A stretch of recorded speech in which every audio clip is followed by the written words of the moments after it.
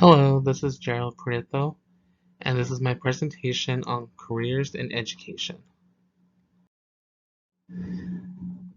So, for this presentation, I chose elementary school teacher since this is my major and this is what I'm going to be going into.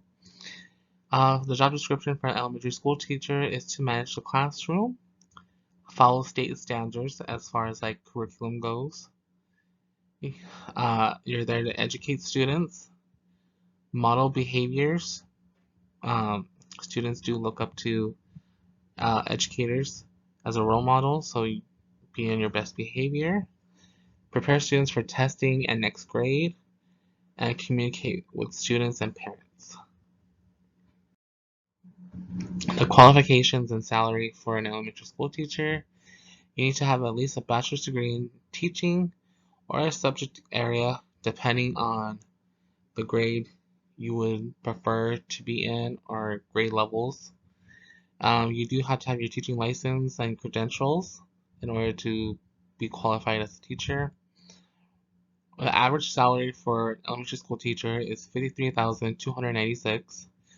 That's just an average on the United States. Here in Arizona, the average is about $39,323, which is significantly less than the national average. Reasons to choose this position. Uh, One reason is that you love being around children.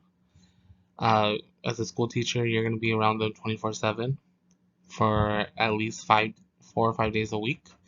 So you must be okay being in young children's company for that long.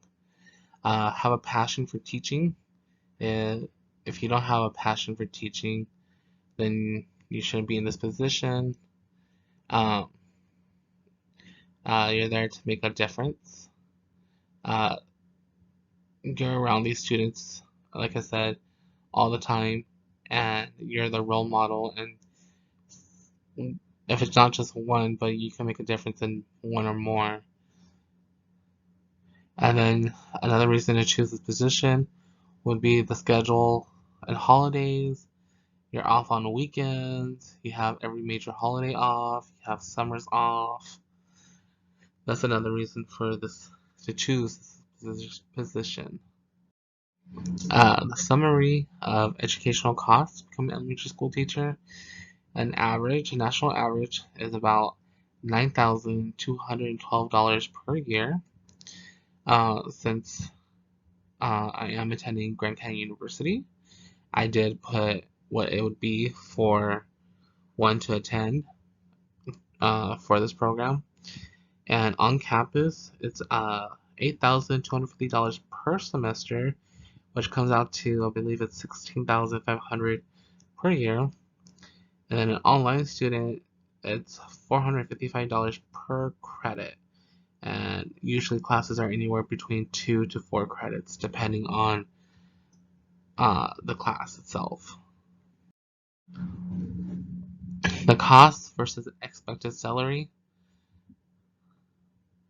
The total cost of education for 4 years at Grand Canyon, if you were to do the total cost per year, which is $16,500, times it by 4, comes out to $66,000 for the 4 years if you were to attend.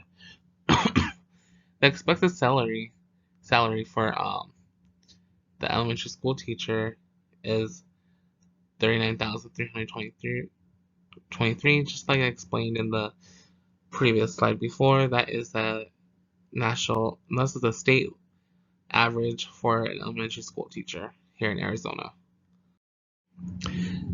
Taking control of finances. One way you take control of finances is by saving. You want to put some money aside because you never know when you might need it for a rainy day or any expenses that may come up that you weren't planning of. Um, Opening a savings account is another way that you can start putting that money aside. And also to invest. You want to invest in your future, and you want to make sure that you have money set aside for that as well. Another way to control your finances is you're that you're checking your bank account daily because you need to see what's coming in, what's going out, um, and it also keeps you alert with anything that might be fraud on your bank account. Another thing to take control of your finances would be budget.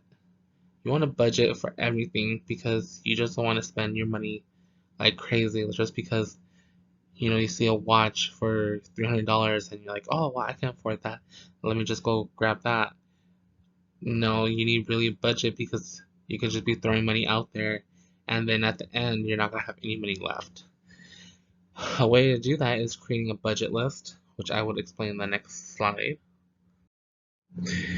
Creating a monthly budget list. You want to list all your bills for the month and the days so you know exactly when they're due, what money is coming in, if you get paid, what days you get paid coming in, and then all the money that's going out, like for bills, other expenses like groceries, gas, uh, and then you want to set aside money for savings for those um, other expenses, like if your car breaks down, or you need to go replace a light bulb in your house, or something that you may not expect. One option for funding this education, since education can be expensive, is scholarships. So there are many different types of scholarships.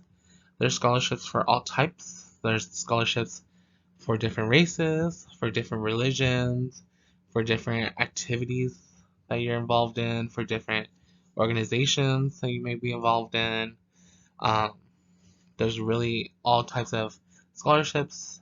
Some don't require essays, some do, some are photo contests. It just all depends on what scholarships you're looking at. Scholarships you don't have to pay back. They are given to you so you can use for your tuition, books, and supplies that you may need for the semester or school year. Another option for funding your education would be grants. These you don't have to pay back either. They usually come from the government. I know most people get the Pell Grant, which it goes through your FAFSA that you submit every year, and it determines how much you're gonna get from the Pell Grant, which comes from the government. Uh, there are eligibility requirements that you must uh, meet so you can get the grant. And again, they're used for tuition, books, and supplies. Here are my resources, and that's the end of my presentation.